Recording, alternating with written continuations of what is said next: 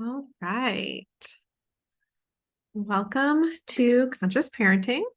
Thank you for being here with me tonight. I am so excited to share with you guys something that I'm super, super passionate about. So we're going to go ahead and get started. I just wanted to give everyone a little giggle with this first image.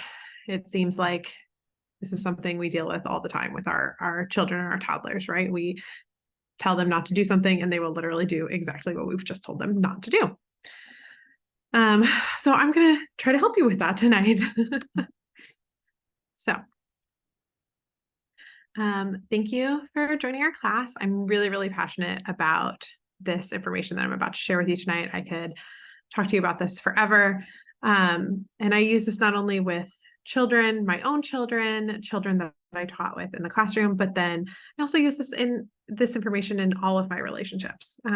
A lot of this information is based in brain science research that applies to all humans. So this information will help you in all of your relationships. Okay. So here is our agenda for tonight. We're just going to do a little introduction. I'm going to talk to you about your brain's programming, what conscious discipline is, the brain state models for those things for many adults, and then the 7 skills of discipline, some strategies, the ACT strategy and DNA strategy, and then just some additional ones that are in line with conscious discipline, and we'll talk about some book recommendations. All right, so my name's Lucy.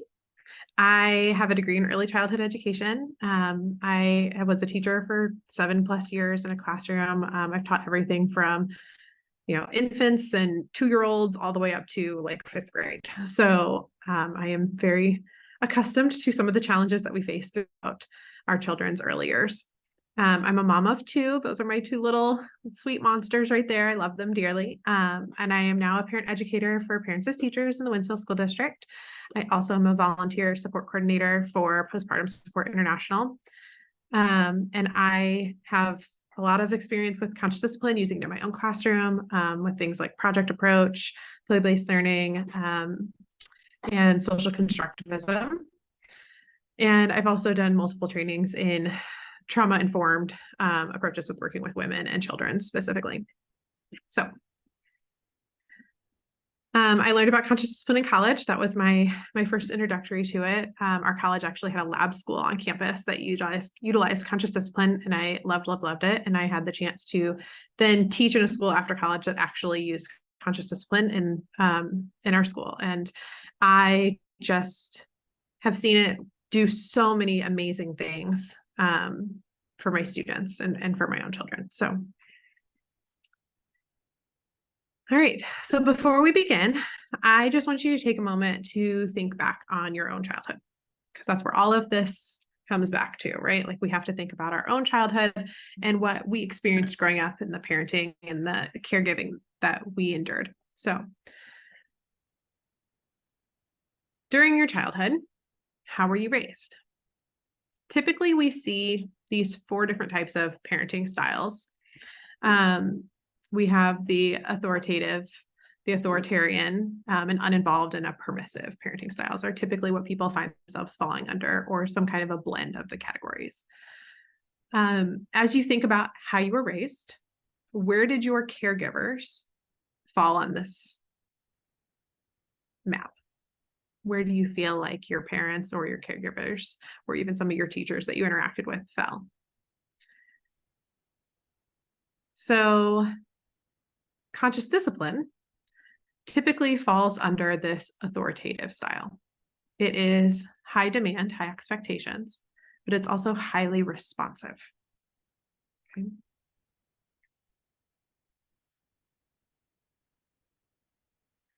In conscious discipline, we have a phrase that's kind of outdated now, probably needs to be renamed, but we talk about your brain CD-ROM. This is essentially your brain's heart. It's your brain's programming. It's how you were raised. It's how your brain is already wired to react and process and respond. And this develops for us in childhood. And so unless you've already undergone extensive therapy, you are reverting in your own parenting style, typically back to something that you experienced yourself as a child. That is how your brain is programmed. Okay. So this is why sometimes when we're parenting our children, you open your mouth and you're like, oh my gosh, I just heard my own parent's voice come out of my mouth. So here's some of the things that classically a lot of us were raised with under a traditional model or an authoritarian model. A lot of us experienced yelling and aggression in our childhoods. We had maybe had parents who pleaded with us or forced us to do certain things. Maybe they were passive aggressive about some things or utilized shame to get us to behave. Maybe fear, force. So you might recognize how some of these things looked in your own childhood experience. So then what we have to look at next is, what do these behaviors lead to, right? As we become adults, as we grow, what did some of that discipline end up creating for you in adulthood? Sometimes it leads to things like we have trouble with self-regulation, maybe low confidence, maybe anxiety. Some people struggle with impulse control or toxic behaviors. Maybe we're self-medicating, or we are, some people lead to, get addicted to certain things as a coping mechanism, right? People pleasing, a lack of sense of self, or, trying to appease others, distrust in authority or those who should care about us, right?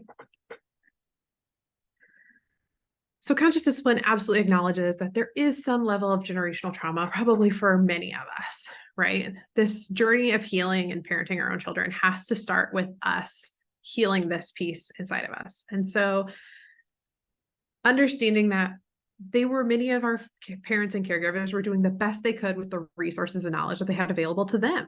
They were breaking their own generational cycles, and we are trying to do the same for our own children. And so the more aware we become of that, the more we are able to break those cycles and to find things that will benefit our children, so we can do better for them and for ourselves.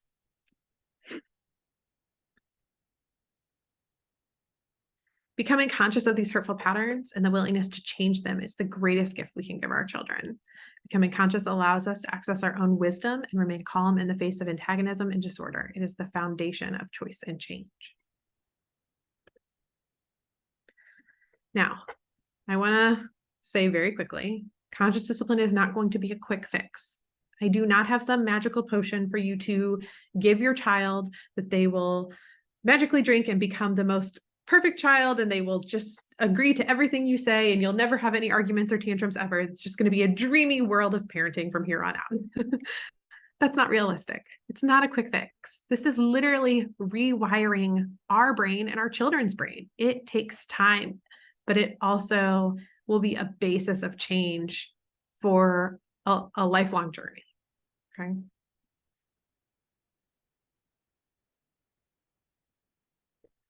Now, what is conscious discipline? Okay. And what does it offer us?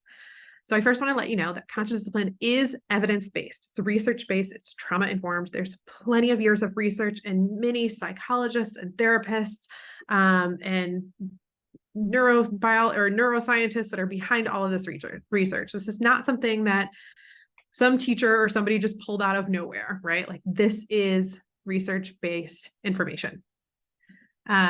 It is approved and, has high ratings from the Harvard program, social emotional learning programs. And I want to pull up just very quickly. Let's see if I can get to it. And I'm going to share a new screen with you just to kind of show you some of the research that is behind this. Here we go. All right. So this was some research that was done on conscious discipline.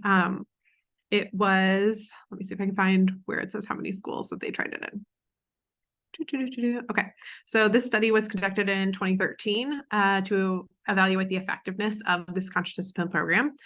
It was used with non-conscious discipline classrooms and conscious discipline classrooms. 66 teachers, over 1,300 students, over 800 parents in 24 different sites in 3 different states over 8 months. Okay, so this was a pretty good sized study to see how it would improve children's growth and development in regards to social emotional concepts. So you can see it impacted the positive emotional climate of the classroom. Behavior management scores went up. Routines, structures were elevated. The impact on personal, social, emotional development reported by the teachers on the child's skills and behaviors. Their social emotional skills all went up. Academic readiness absolutely saw growth too. Okay. Positive student behavior. I think another important thing to pull, these are some other studies from 2003 to 2011.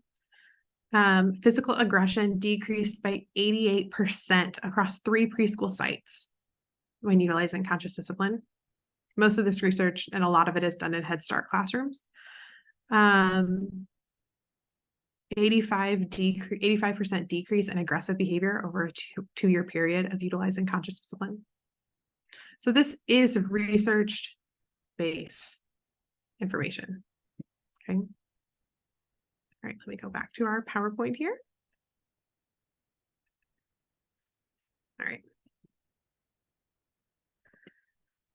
So what it is, conscious discipline is an adult-first discipline model.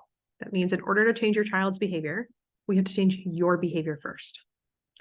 It's evidence-based, it's trauma-informed, and it does utilize brain science research, information we know about the brain and how it works now. Now, a lot of things out there kind of toot conscious discipline or gentle parenting as permissive or weak parenting. And when done correctly, conscious discipline is not permissive parenting, I promise. You can hold boundaries with your children, okay? It's not child-led. That's a misconception. And you're not enabling them, okay? I promise. All right, so let's talk a little bit about some of this brain science research, because in order to start implementing things with your children, we first have to understand how the brain works.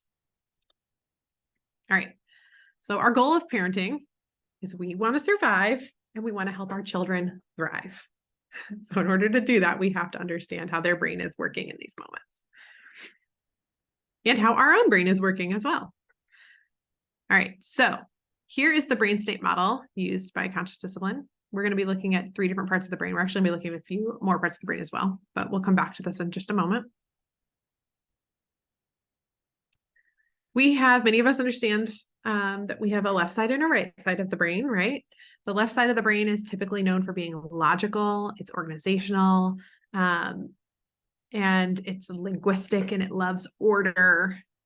And our right side of the brain is more tuned into emotions and nonverbal cues. And we need both sides of of our brain, right? Young children are inherently more right side, right? They're more driven by emotions and those nonverbal cues, and because that's what they need for survival when they're coming out of infancy, right? We also have what is kind of explained as a reptile brain that acts instinctually, okay? And then we also have a part of our brain that is more mammalistic. It's craving connection. It's all part of our biology. What we are looking for when we're working with kids and when we're trying to help them grow these social emotional skills is this integration of the entirety of the brain. The better we can get the brain to work and all work together and connected, the more cooperative we are, the more we understand what we're feeling and how to get out of those moments, but also understand that the human brain is not fully developed until we're in our mid-20s. So there's also certain expectations that we have of children that we have to reevaluate, knowing that their brain is not fully developed. It's not making the same pathways and connections that it does when they're 3 as it does when they're 8 or 9 or 16 or even 22. Okay. All right. So the brainstem, this is going to be the first one that we look at. We call this the survival state. So your brainstem is activated when you feel threatened or triggered by something. It is that instinctual, that reptilian brain that's reacting, right? This is typically when we see things like fight, flight, or freeze. You'd see the hitting, the biting, the aggression. Sometimes we think like, oh my gosh, my child has just completely lost their mind. They have literally lost their mind because they're acting out of their brainstem. It's very animalistic. It's very primal, right? The only way to move a children out of this state is to provide safety. We have to just create a level of safety here. You cannot logic with a child who is in their brainstem. The next part is our limbic system. This is our emotional state of our brain. So this is where you get the crying and the whining and the yelling, but not so much of the hitting, screaming, biting, running away. This is the more emotional response, okay? And the only way we can soothe this part of the brain and move through it is creating connection. It's asking, am I loved? Survival state is asking, am I safe? This state is asking, am I loved? Am I connected? Will my needs be met? And then where we want our children to be, ideally, or where we want to try to keep them, is the executive state of the brain. And this is in our prefrontal cortex. This is our prefrontal lobes. It's where all of our problem solving happens, our critical thinking, our decision making. It's where we're calm, we're cooperative, we're able to make choices and decisions. This part of the brain is asking us, what can I learn? Okay. So we're going to take a short little activity, or you can pause here and talk about, think of a challenging situation that happened recently with your kiddo or a child that you work with, and think about what happened, what occurred, and recognize or try to recognize what brain state the child was in. And how do you know?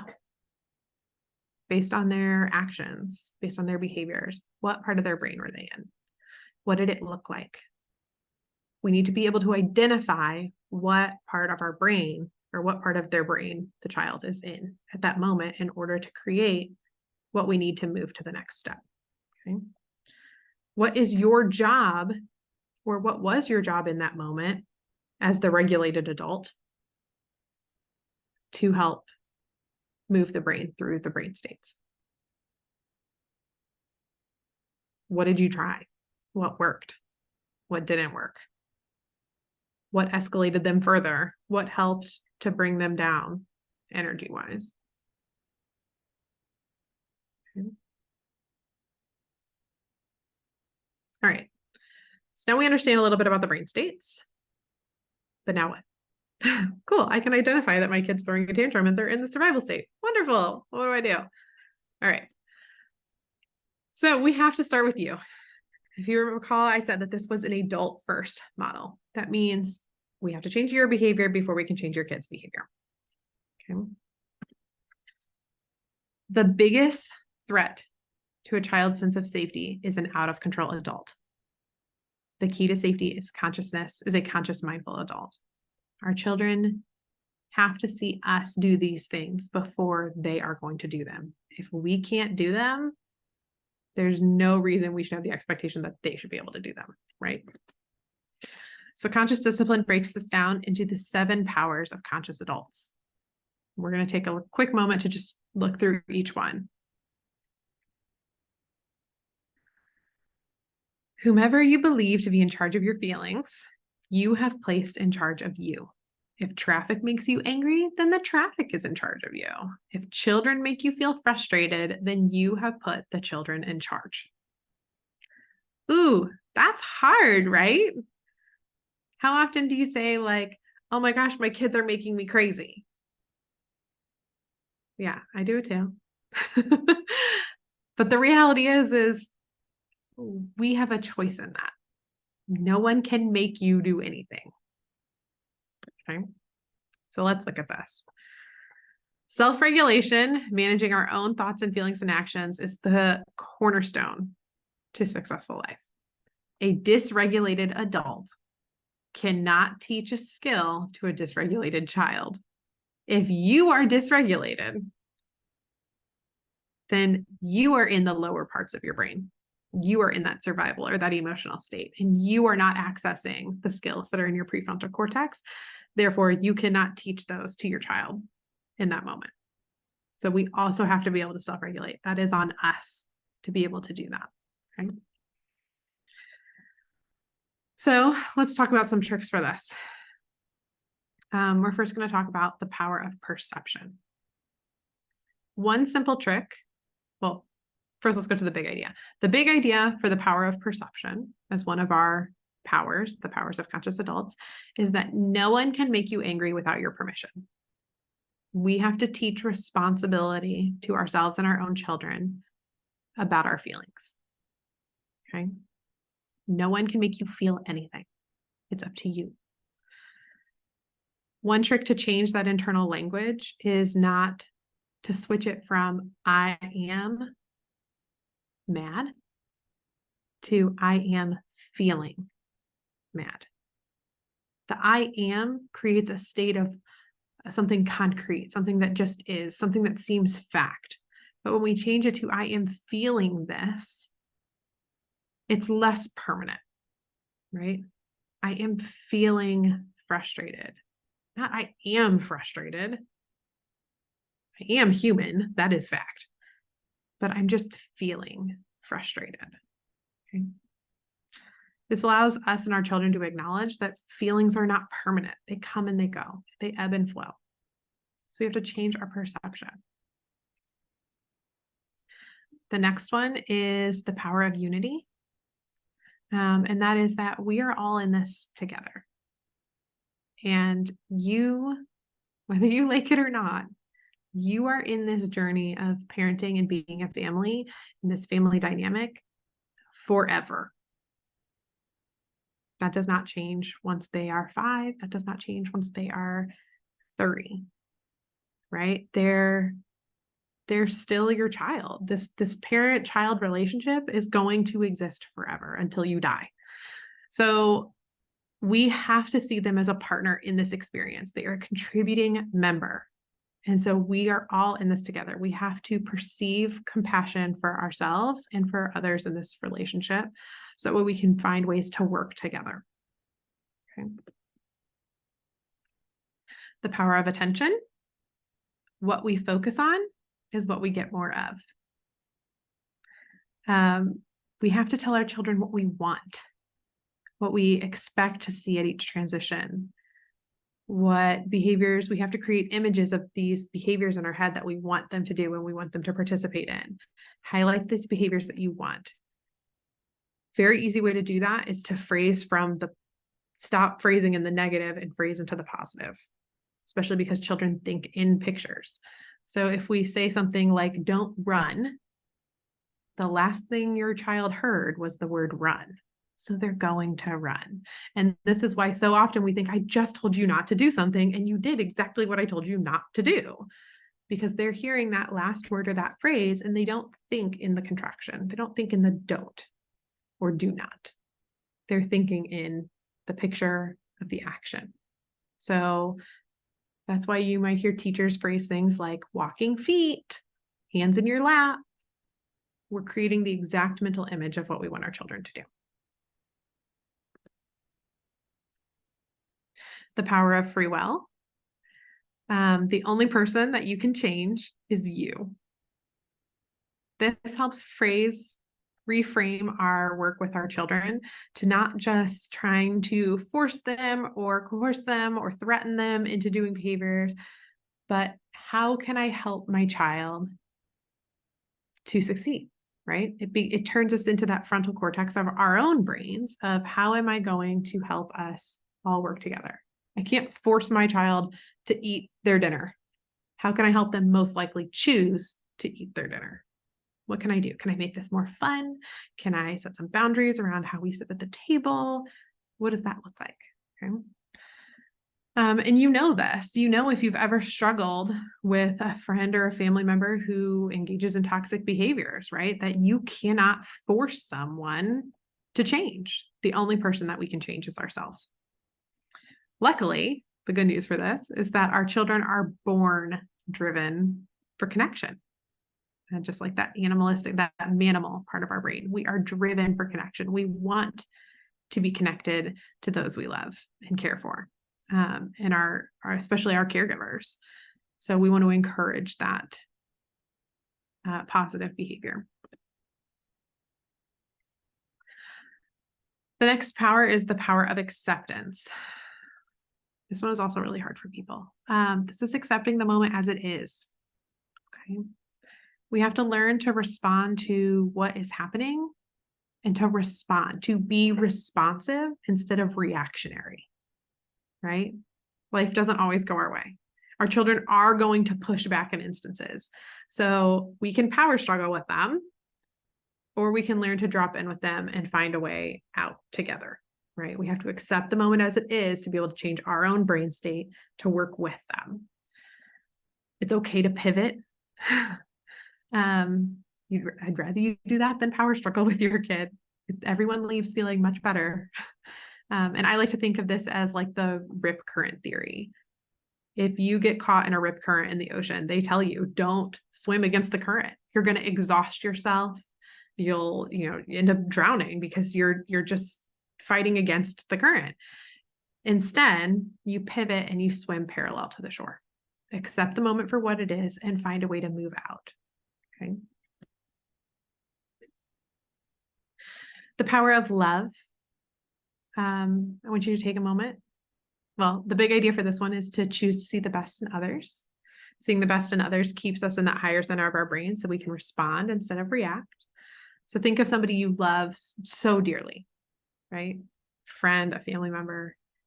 Now imagine them, in this instance, making a mistake. And when you are filled with so much love and compassion for that person, you might be disappointed, but you still see the best in them. It was a mistake, right? There's this myth that the people who love us won't hurt us. And it's actually the opposite. The people who we love end up hurting us the most because they matter to us. If some stranger does something and they, call me a name or they yell at me because of a parking job or whatever, like, yeah, it might irritate me, but I don't care who they are. It's not going to bother me that much longer because I don't care. However, if my friend were to say something hurtful, that's going to sit with me much, much longer, right? The people who love us and who we love, we put so much more weight into their actions and words. So there's a myth that the people who love us won't hurt us. All right. The power of intention. Your child's going to make mistakes. And we have to view those mistakes instead as an opportunity to punish them. It should be an opportunity to help them learn, right? What is our intention in those moments where our children are struggling? Is it to teach, or is it to get revenge, to punish them, right? We want to provide them with the skills to help them to be successful later. And the only way to do that is to teach them the new skills in these opportunities. Okay, so that was a lot of information about the 7 different powers. And I want you to think about which power you struggle with the most. Which power do you excel at? Which one are you feel like you're pretty good with? And then as you're learning conscious discipline and you're learning how to implement it with your kids, I always suggest focusing on one power and one skill of discipline at a time. So which one of these powers are you going to try to focus on first? What's your plan of action to improve on that power? Right? if you're struggling with the power of acceptance, then maybe you can focus on the next couple of weeks of just taking a deep breath when something's not going the way that you anticipated or had hoped, and just accepting it for what it is, pausing, and then figuring out how you're going to move through that, making a plan in your head about how you're going to move forward. What's your next step, right? It's just an idea. All right. So remember, a dysregulated adult cannot regulate a dysregulated child.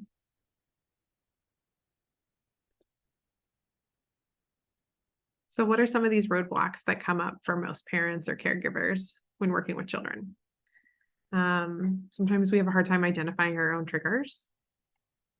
We have a hard time staying regulated in the moment when things are escalated, when we're in our own emotional and brainstem, emotional part and brainstem. Unlearning generational trauma. Mental illness can be a big roadblock for many adults and parents. The overwhelming amount of stress that we face in our society and in our jobs, and just our day-to-day expectations and responsibilities, and the lack of support. These are all huge roadblocks that can occur when we're trying to parent our children the way that we want to. However, I made a small note down here. None of these things are the responsibility of the child. None of them. It's our responsibility to manage these. It's not my child's responsibility to manage my triggers. It's not my child's responsibility to help me stay regulated. This is all what we have to do. It's that adult first model. We have to do these things. We have to work through these things. So one way I like to talk about this with families is to first identify some of your triggers. This is a great way to start, right? So for myself, and I have this on my little worksheet here, overlapping sounds or loud noises, a lot of conflicting sounds is a huge trigger for me. I can feel myself get more and more anxious the more sounds that are happening in the space, which, if you have young children, is frequent. You might have a baby crying, you might have a toddler screaming for a different cartoon, or a red cup or a blue cup, right? Like there's a microwave beeping, you're trying to talk on the phone, the dog is scratching at the door to be let out, the air conditioning just turned on, the fan is going, like it is just so many sounds. I can feel this in myself. Even just talking about it elevates my heart rate. I can feel it escalating. So one of the things that I do is I identify when it's usually likely to occur, right? So if you know that things are busy during pickup after school, or if Saturday mornings become very chaotic trying to get out of the house for, older siblings' games, whatever that is, what can you do to manage your own trigger so you're less likely to become dysregulated? So for me, a lot of times if I feel myself getting amped up like that, one of the first things I do is I just go around and I turn off every sound that doesn't need to be on. I'll turn off the TV, I'll turn off the microwave, I will turn down any music that's playing, I'll put my phone on mute, I will take and put up any toys that are like battery operated toys and just move to like quiet toys. I also keep earplugs on my keys. So that way, if I need to like just dampen the sound, I don't completely take out all sound. I can still hear my children for safety reasons, but they do dampen the sound. So that is one way that I bring down my trigger, right? I'm acknowledging that it's a trigger that I have, and I am managing on my own. I'm taking responsibility for that. Okay. So think about what your triggers are. And then how can you manage those triggers? What's within your realm of control? Okay. If you can control your behavior when everything around you is out of control, then you are modeling for your children a lesson in patience and understanding. This is an opportunity to shape up their character. You are showing them that if you can manage and self-regulate, that they can too. This is what we want to teach them. If you are getting dysregulated all of the time or frequently, then you are in turn modeling that getting dysregulated is normal, and it is normal to some extent, but we can't hold the expectation to them if we can't do it ourselves. It's a hard pill to swallow right now. But guess what? We are flawed. We are human, and we're going to mess up, and it's okay. We're looking for progress, not perfection. I know these skills myself. I've used them successfully in classrooms with 17 or more children. And I still lose it on my own kids some days. It's hard. We are flawed, and it's okay. We are just looking to start at getting it right 51% of the time.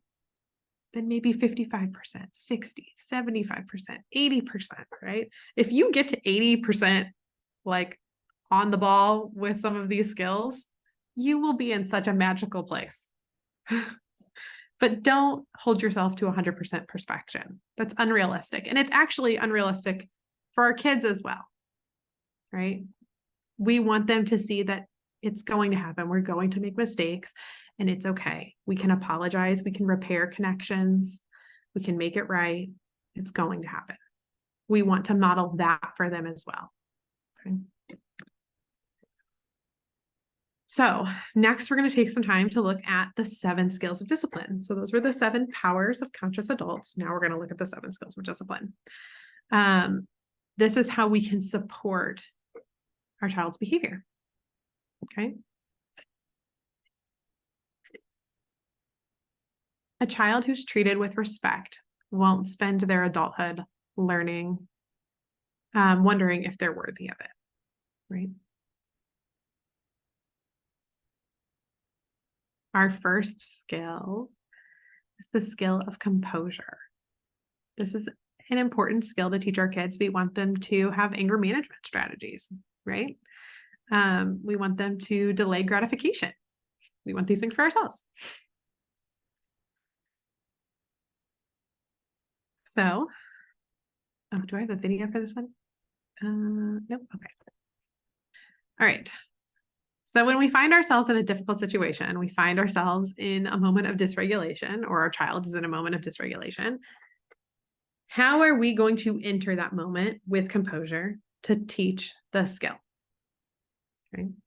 So there's some strategies for this that may or may not work for you. You might have to find your own composure strategies. We can take deep breaths. We can model deep breathing, belly breaths. We can download calm to the situation, right? So we stay regulated. We are being the calming force. That power of acceptance. We have to accept what the moment is, what it has brought to us before we can move through it. Some other examples of downloading calm to these situations might be things like singing to yourself for a moment. Sometimes if my kids are losing it in the car and there's nothing I can do, right? They're in the backseat of the car screaming and I am trying to drive. Sometimes that humor can bring a little bit of that calm to the situation. If you just like sing or sportscast or narrate what's happening, I'll be like, oh, you guys are both so mad at me and you don't want to be in the car, but it's okay. We're going to get there. And you just kind of like bring some humor and lightness to the situation. Helps to keep you calm as well. I've also heard about people just repeating to themselves when that escalation happens and just saying like, this is not an emergency. I am safe. This is not an emergency.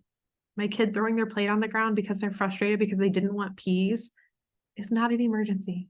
We're all safe. Yeah, there's peas on the floor, but it's not an emergency. It's okay. It's going to be okay. Taking a deep breath, counting to 10 or counting down from 10.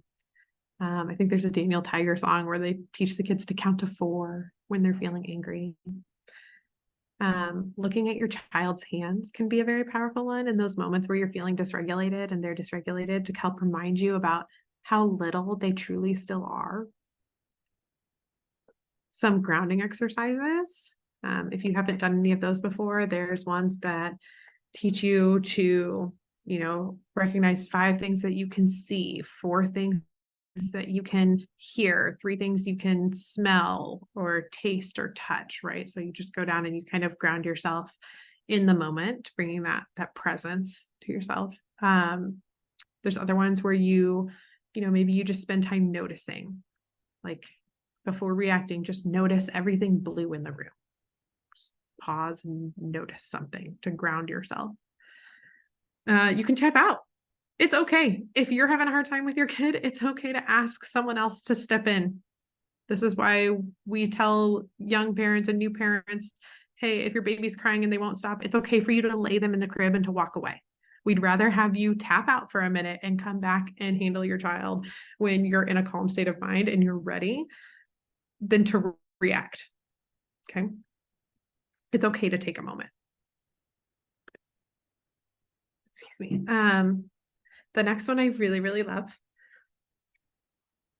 The skill is positive intent. It's usually really tricky for parents, but it can be really, really groundbreaking for kids.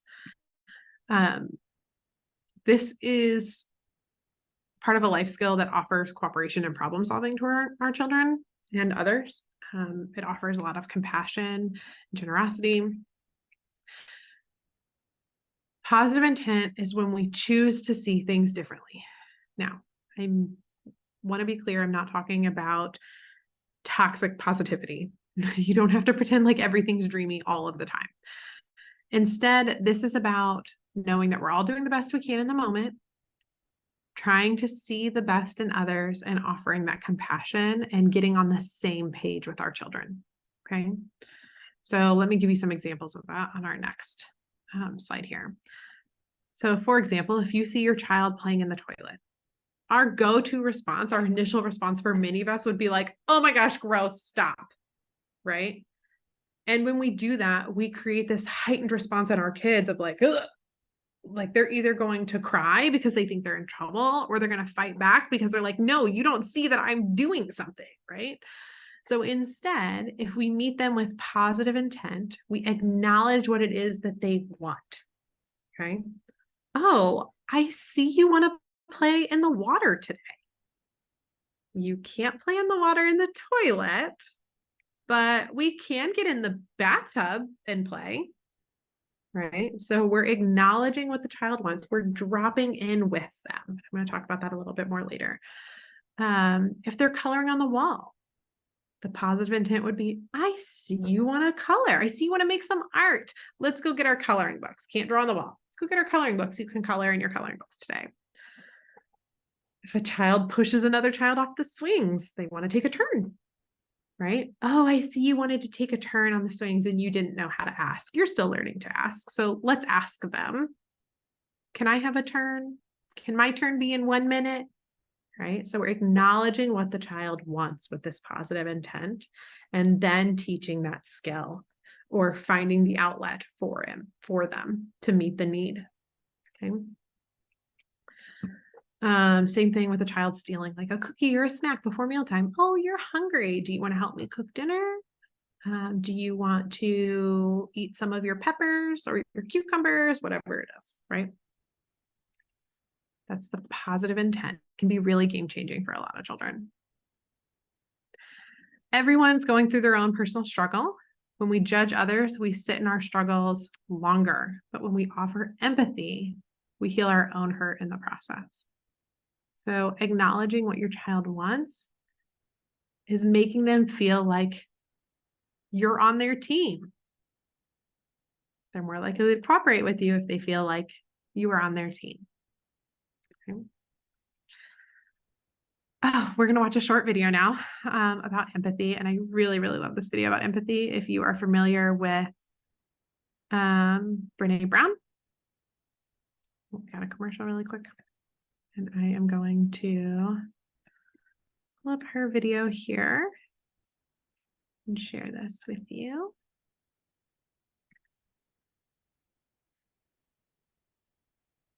Great.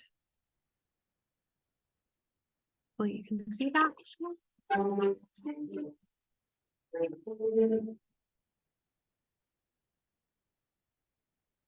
So what is empathy and why is it very different than sympathy? Empathy fuels connection. Sympathy drives disconnection.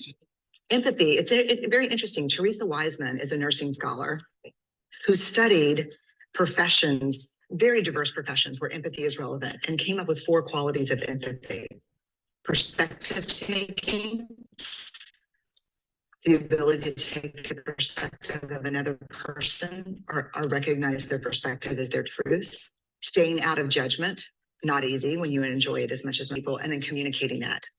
Empathy is feeling with people. And to me, I always think of empathy as this kind of sacred space when someone's kind of in a deep hole and they shout out from the bottom and they say, I'm stuck, it's dark, I'm overwhelmed. And then we look and we say, hey, you climb down. I know what it's like down here, and you're not alone. Sympathy is, ooh, it's bad, no, you want a sandwich? Empathy is a choice, and it's a vulnerable choice, because in order to connect with you, I have to connect with something in myself that knows that feeling. Rarely, if ever, does an empathic response begin with at least.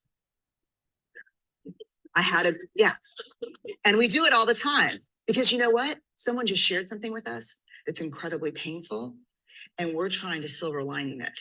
I don't think that's a verb, but I'm using it as one.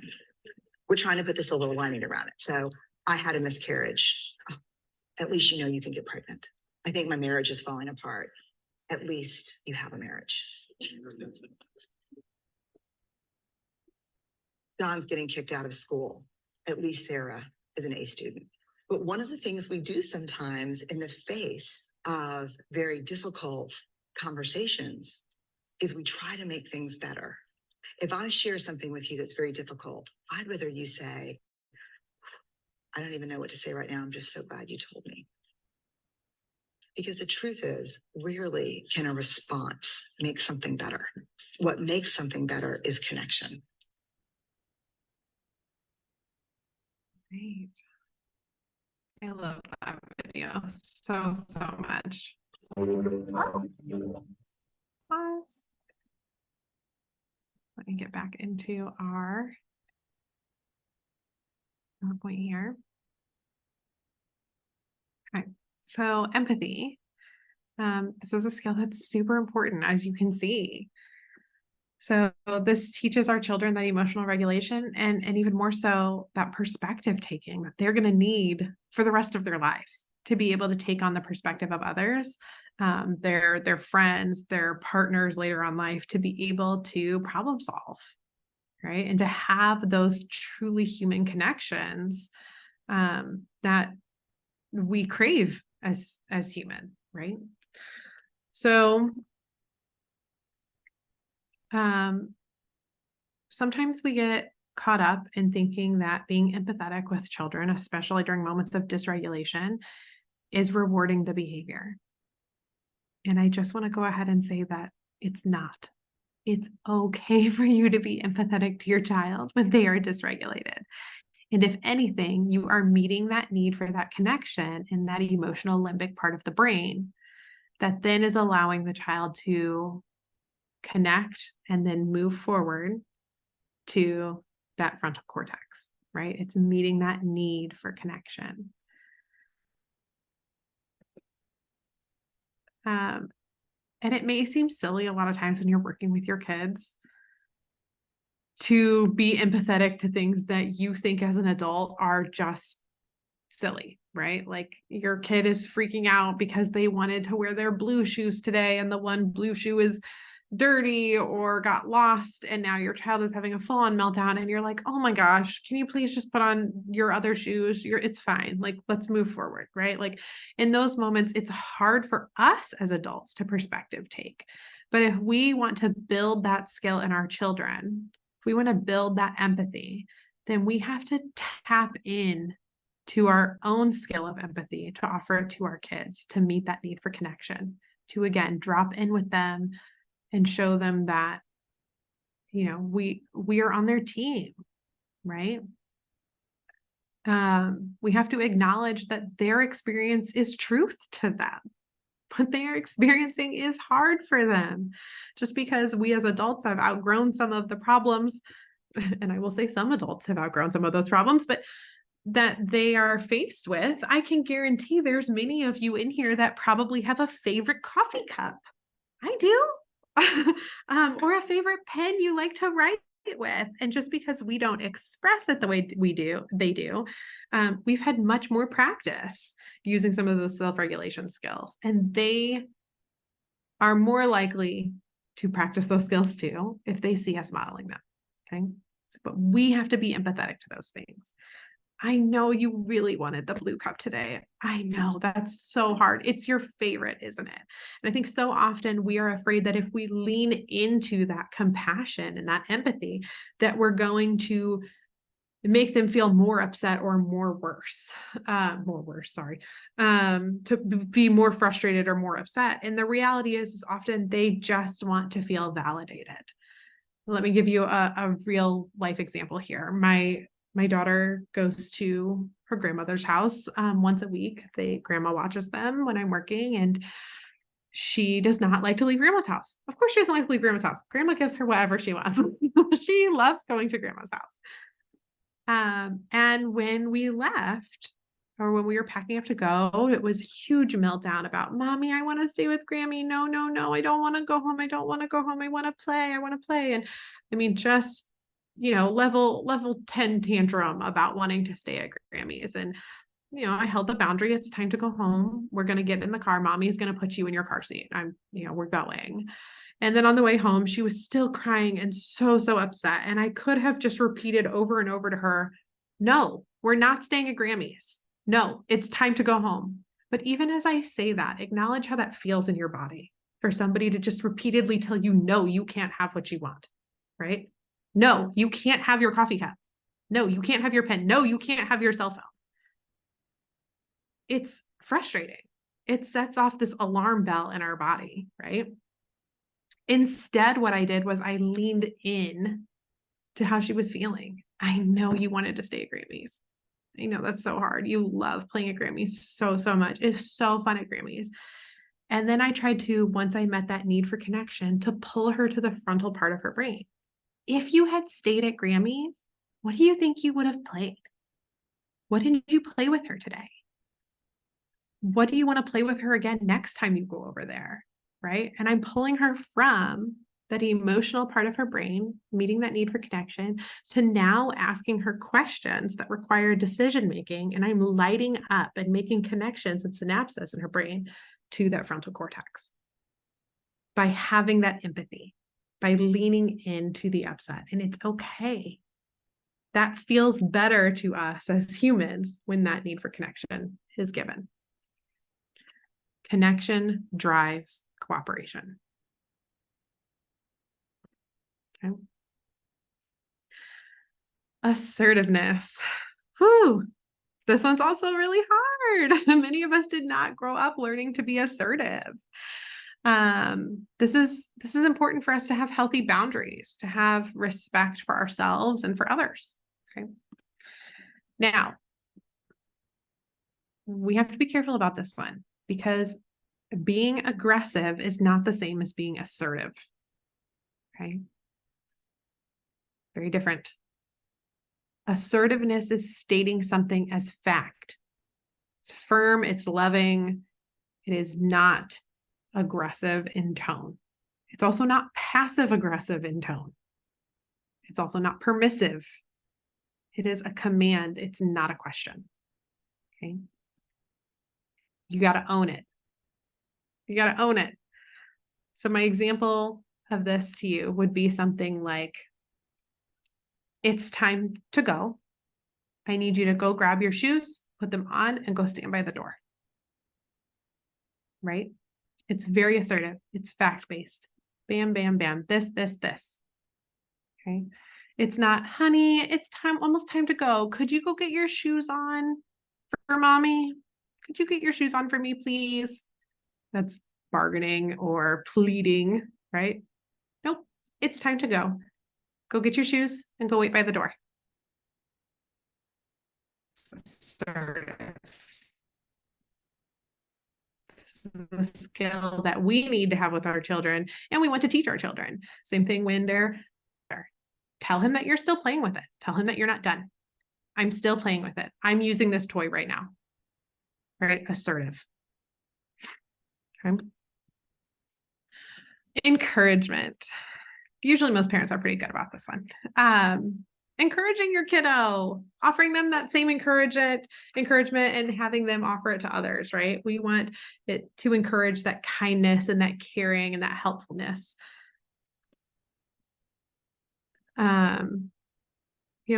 Offering some praise. You've got this. You can do hard things.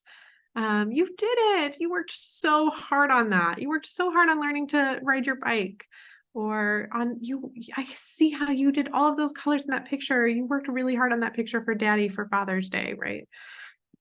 And we want to celebrate their accomplishments with them. This is part of that unity building, that part of being all of it in this experience together, is encouraging them.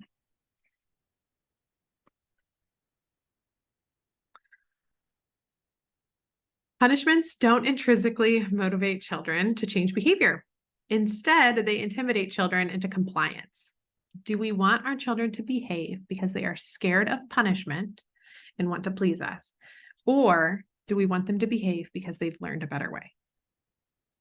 Negative attention is still attention in a child's brain, right? Often rewiring, we have to rewire it and teach new skills. Otherwise, you're going to continue to see the negative behaviors because it's still connection seeking, right? They are seeking your connection and they are still getting it. So we're going to talk a little bit about consequences. So one of the biggest misconceptions about conscious parenting or intentional or gentle parenting, whatever buzzword you'd like to use for it, is that there's no consequences, that it's super permissive. And it's not. It's just that the consequences are natural and logical. They are not punishments. They are consequences. Okay. They teach us to be reflective, not reactive to the person or the entity that is pushing them on us. Okay. So consequences help us learn from our mistakes and they teach us responsibility. Again, this is the difference between consequences and punishments. There's 3 types of consequences in conscious discipline. We have natural consequences. This is what happens naturally. A lot of times we don't have to implement a natural consequence. It just occurs based on the behavior or the situation. The logical consequence. So this is relates directly back to the behavior. And problem solving. So this is usually for whole group situations, classrooms, things that are classically problems, especially as they get to be older. Children can work on problem solving consequences. Okay. Punishments are not tied to the behavior or the event. So something like you hit your brother again, so no iPad for a week is a punishment. It's not related to hitting baby brother.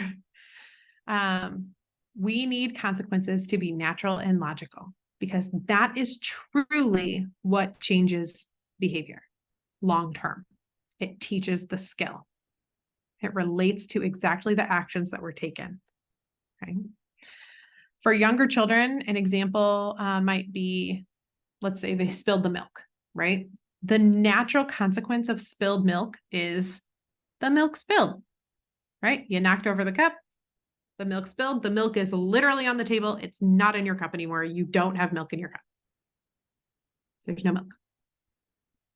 That's the natural consequence. The logical consequence in that scenario might be something like you have to clean up the milk, or there is no more milk to be had.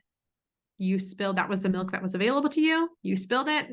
No more milk till next time, right? That is logical. Okay. So when we move into older children, it might look like something like you didn't do your homework. You forgot to do your homework, right? The natural consequence of not doing your homework is you literally don't have homework to turn in. That's the natural consequence that occurred. You forgot to do it. You don't have anything to turn in.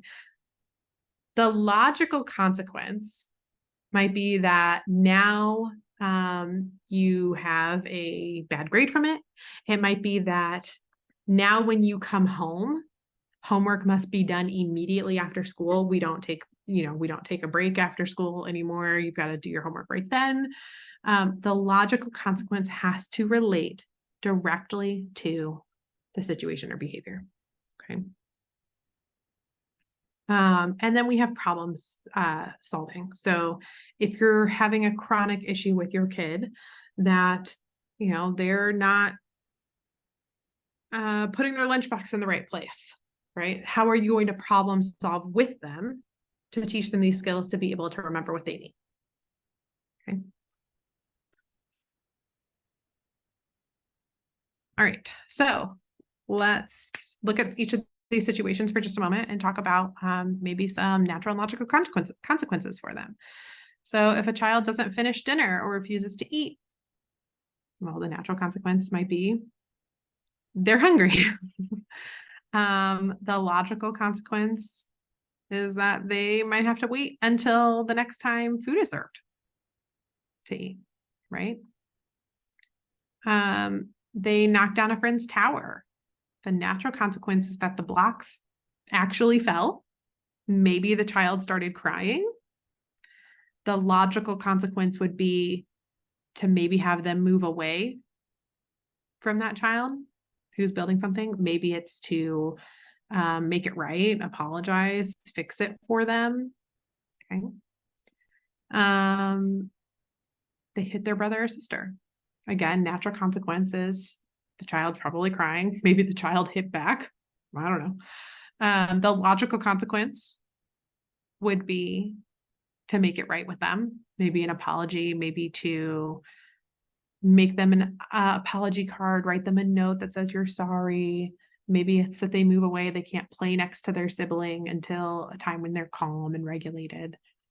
So you can see that there's different types of logical and natural consequences for all of these events. Yells in the library playfully. Let's say it's not the brain state of survival. They're not in that brainstem. Let's say they're just yelling and being silly. The natural consequence is that they were loud. People might look. Maybe they're asked to leave. Maybe you say that we can't go back to the library until you learn how to use your quiet voice. That would be a logical consequence. Okay. Choices. This one is probably my favorite. Choices is all about helping our children with impulse control, being able to make decisions, learning decision-making skills, their persistence, and how to move forward to make decisions to reach their goals, right? Children's brains are wired for control. They are craving it. They are looking for it in any instance they want. They are so used to living in a world that controls them. They're told what they can do, what they can't do, what they have to wear, when they have to get up, what schedule they have to be on. They have very little control in their lives. And so they are looking to control anything they possibly can. So this is where choices come in. We want to offer our children 2 positive choices as often as we can for as many things as we can. And I will say, if you can do this when it does not matter, when you're not getting power struggles, and just get them used to functioning within choices, then when you really need this skill, they already know how to do it. And you'll have less of a power struggle. Okay. Now, it has to be 2 positive choices, not a negative and a positive choice, 2 positive choices. A lot of us grew up with the negative and the positive. So we grew up with the, get your shoes on or else. Or you can put your dishes in the sink or clean up your toys. And if you don't, then you can go to your room.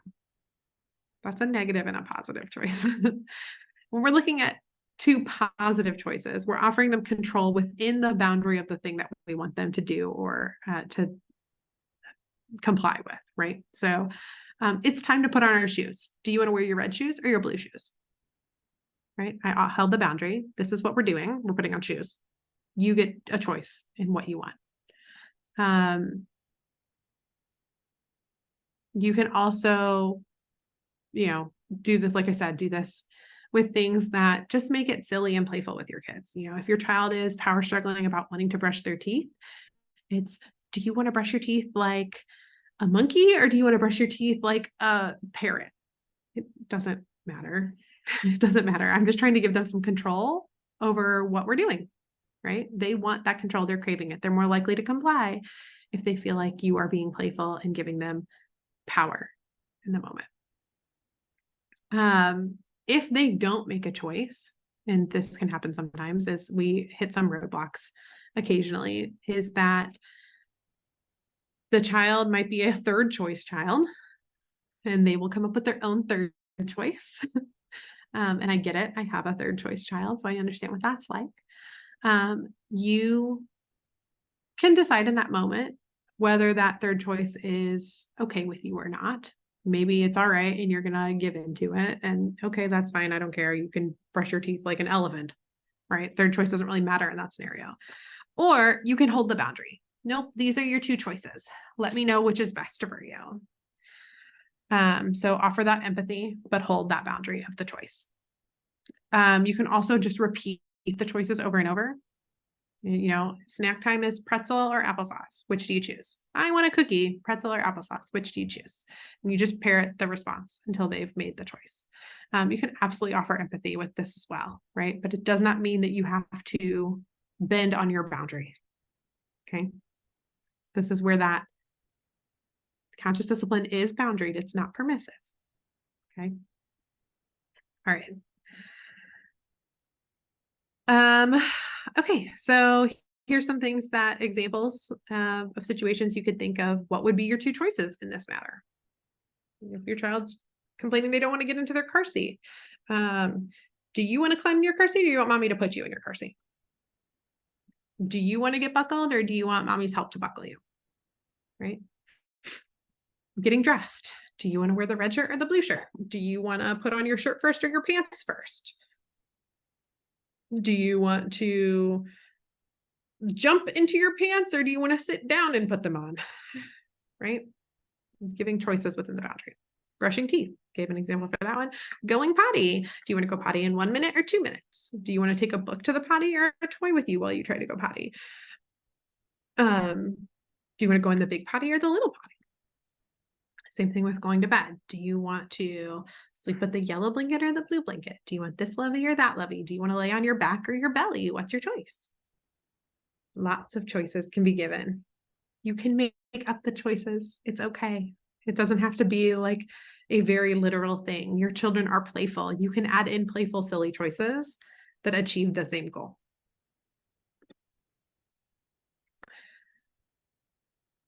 All right. So thinking back on these 7 skills, what do these look like for adults that are parenting our children? So let's kind of look back at like what this means for you in this situation, for you to have these skills of discipline. Some composure. I've got this. I'm calm. I can handle this. I can support the needs of my child. Encouragement. My child is loved. They are capable. They can do this. They can do hard things. I'm here to support them. Assertiveness. Boundaries create safe and trusting environments for myself and my child. Choices. My child is capable of making a decision that is best for them when I provide them with 2 safe and positive choices and hold the boundary. They're capable of making a decision that is good for them. Okay. Empathy. I'm here to offer love and support and hold space for my child's feelings. Emotions are not bad. They help teach us and they need the space to be felt, right? They teach us what we need. Positive intent. My child is loving and capable. They are not manipulative. They do not act with negative intent. They are learning how the world works. They may be lacking a skill and they need my support and guidance. Okay. And consequences. Consequences, not punishments, help teach my child about what to expect from the world around them. They do not need to be saved from consequences. They are meant to be felt and can sometimes be uncomfortable. Consequences help my child to anticipate how their choices will affect them and others. They give my child context as they are building skills and learning opportunities, and allow them learning opportunities. All right. So those 7 skills of discipline, which one do you struggle with the most? Which one do you excel at? If you are choosing to learn these and try them on, you might pick one to focus on first, right? Maybe you're just focusing on composure. Maybe you're like, man, I can become really dysregulated. I need to just focus on taking a moment, regulating myself before I interact with my child. Maybe you want to get better at offering your child choices. You're just going to start offering lots and lots of choices. That's going to be your goal for the next week or two, is just to offer as many choices as you can and fill up their power and control bucket. So what is your plan of action for practicing that skill of discipline? Okay. So now we're going to talk a little bit about some problem-solving strategies that are conscious discipline strategies. This is the DNA. Describe, name, and acknowledge. This literally is what we use to try to move children, to help them move through those brain states, right? We describe what they are feeling, okay? Your face is so red and scrunched up, you are squeezing your fists, right? That's where they're in that brainstem, literally what their body is doing. Limbic system, that emotional state, name the feeling. You are so frustrated right now. You are feeling so angry. And then acknowledge and move to that executive state and give them the choice. Okay. You can rebuild your tower, or you can move away from your brother, which is best for you. Okay. In this scenario, I'm imagining the child has, maybe baby brother has knocked down the blocks and the child's really mad about it. Okay. You're so mad. You're squeezing your fists. You're so angry. Your face is turning red. You're crying. You're feeling really frustrated that baby brother knocked down your blocks. You can rebuild your tower here and work with your brother, or you could take your blocks and move to the table so he can't knock them down, which is best for you. I have actually moved the child through the brain states there. All right. The other one is the ACT, ACT. It's very similar in acknowledging their desire with that positive intent, downloading calm to the situation, and then targeting those 2 positive choices. So for example, your child is jumping on the couch. Hey, I see you want to do some jumping. Oh, it's so fun to jump. Oh my goodness. I love jumping too. I can see your body really needs to jump right now. Let's get off the couch and calm our body. You may not jump on the couch. That's not safe. However, you can go jump on your crash pad, or we can go outside and you can jump on the trampoline, right? I'm holding the boundary. I've given the 2 choices. I acknowledged what they want. I dropped in with, you need to jump. I see that. This is what your body needs. Here's the choices. Holding the boundary. Okay. So this just kind of breaks down those strategies that describe, name, acknowledge what they're feeling, and acknowledge what they want with that positive intent, download calm to the situation, and give the 2 choices for the behavior, the boundary. Okay. So let's talk just a little bit about some additional concepts or strategies that are in line with conscious discipline. We're almost done, I promise. One of the main points that we need to understand when practicing this model of discipline with our kids is that all behavior is a symptom of a feeling. All behavior is communication, okay? What your child is feeling, those emotions are okay. We just have to help them figure out what that feeling is and figure out the way to express it in a healthy way, right? It's okay to be mad, but you may not hit something, okay? So we don't want to teach our children that the emotions are not okay. The emotions are valid. It is okay to feel however you feel, but the behavior is what we are teaching the skills around. Conscious discipline also utilizes something they call a safe space. This is not timeout. I want to preface that. This is not timeout. It is just a space to calm down and regulate together. Okay. You can teach your child will have to be taught how to use this space. You can't just put them in it and be like, hey, you're not calm. Go over to your safe space. They're not going to go. This is when you would be like, hey, I see your body is out of control. You're having a hard time keeping your body safe. You're feeling really mad and frustrated. I'm going to pick you up and I'm going to move you to your safe space. And we're going to sit here until your body is calm. Okay. And so you might have some lovies there. You might have a mirror so they can see their face and how they're feeling and identify emotions. Maybe you have some books to look at if they won't destroy the books. Every child's different. You might have some numbers they can count down. They can practice those deep breathings. These are the things that we're doing to teach how to use the safe space. I like to compare it to, as adults, many times the safe space for us is like the shower. How often do we hear about people are like, oh my gosh, I just had to like go have a good cry in the shower. Or the car. Sometimes it's like, yeah, I just like got to the grocery store and I didn't even go in for 5 minutes because I just need to like regulate and just sit in the car and just like be calm for a few minutes and like take some space. So this is what we're teaching our child to do with a safe space. This is not meant to send them to isolate them. This is to teach them how to use a place to regulate. Okay. The drop-in theory, this kind of aligns with that positive intent. If you find yourself locked into a power struggle, I want you to think of it as like a half pipe situation, like this skateboarder. When you drop in with the no, if your child's to do something and you drop in with a no, or you can't do that, you are going to go like this and you're going to miss your child every single time. You're going to be against them. You are locked into a power struggle. Instead, what we want to do is we want to drop in with them and catch them to help move them through what we want to see or what behavior we want to change. Find that yes. Find the yes. Acknowledge what they want with empathy before you try to move out of it. If you continue to power struggle, you're going to be locked there, right? You are on your child's team. Okay. The zipper theory is another one that I think is really, really helpful for parents to be able to visualize. Often, like how often do we think about we want to engage our child into an experience that should be super fun, right? Like we want to take them to go do something. It's supposed to be this really fun thing and it turns into a total nightmare. It's just a chaotic mess.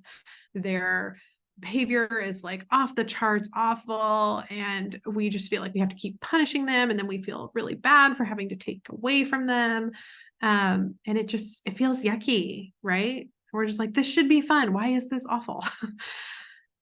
So the zipper theory in this instance focuses on tight boundaries. Start with a tight boundary and then unzip as the child shows they're capable, right? This is the same thing. This becomes positive instead of punitive. We're giving to them instead of taking away from. And so I think about, like when you swaddle a baby, they feel safe with those tight boundaries. Right? They feel safe, all swaddled up and it's tight. And then we kind of like slowly, as they build those skills, those gross motor skills, we unzip them over and they have more room to explore the world around them.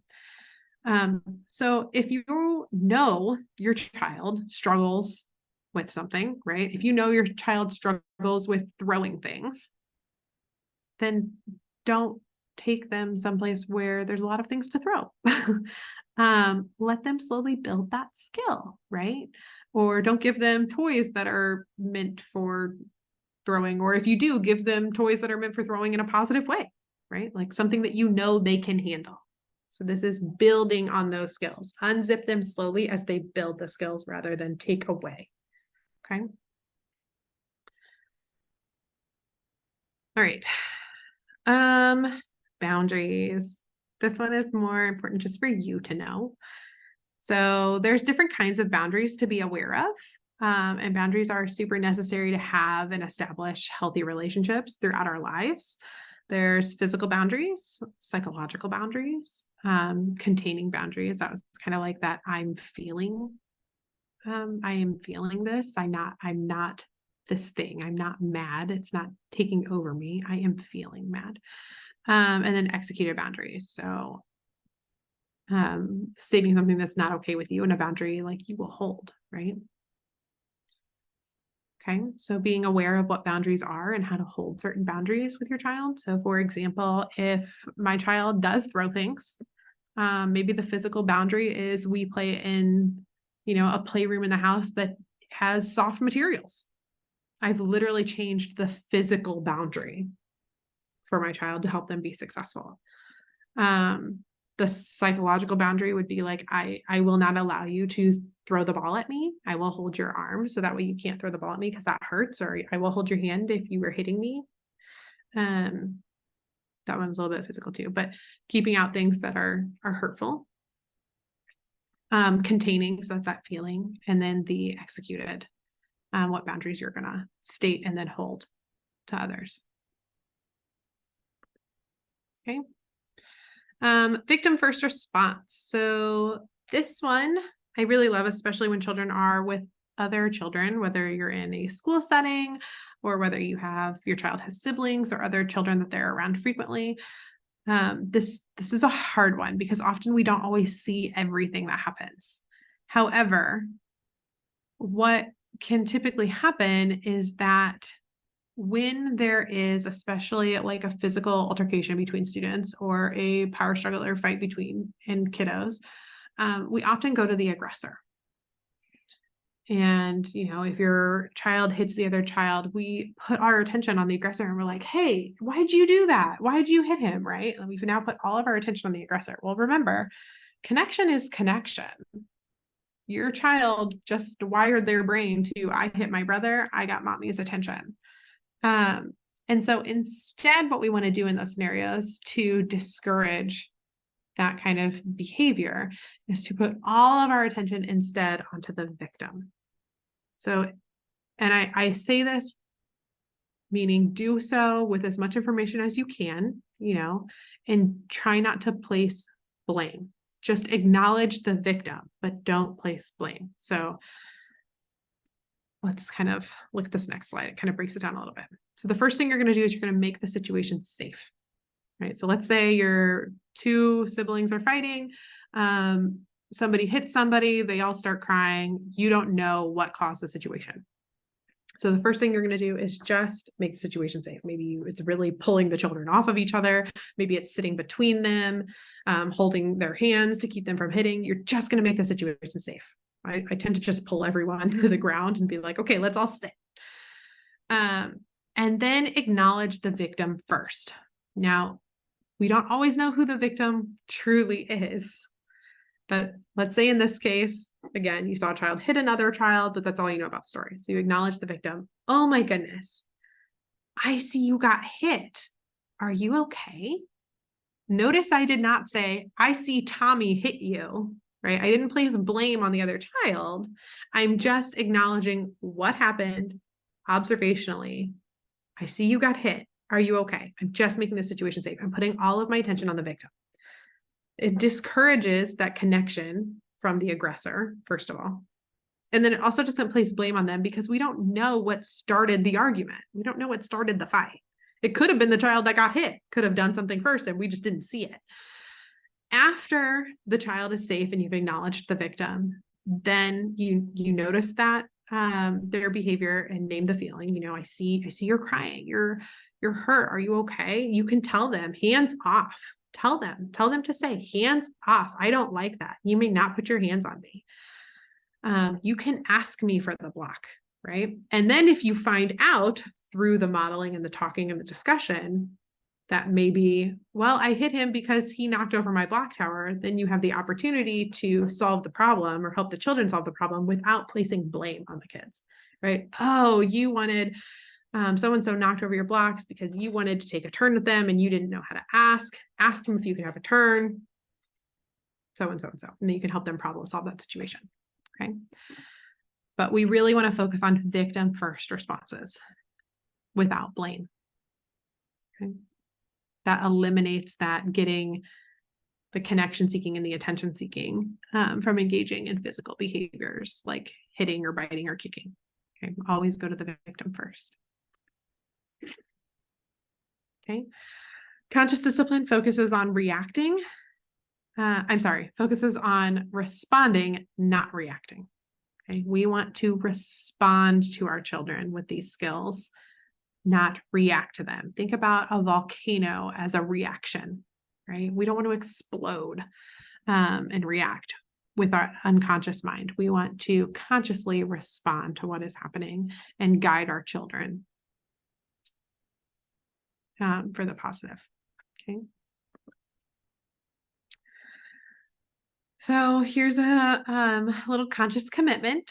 I want you to see your child's mistakes as opportunities to teach them, to remember that a trusting relationship with you is important, and they are learning more from watching you and what you are modeling as the adult than what you say. And I think we know that they tend to, mimic what we do. So we want to model these things. We want to model this composure and these skills to see our children do it too.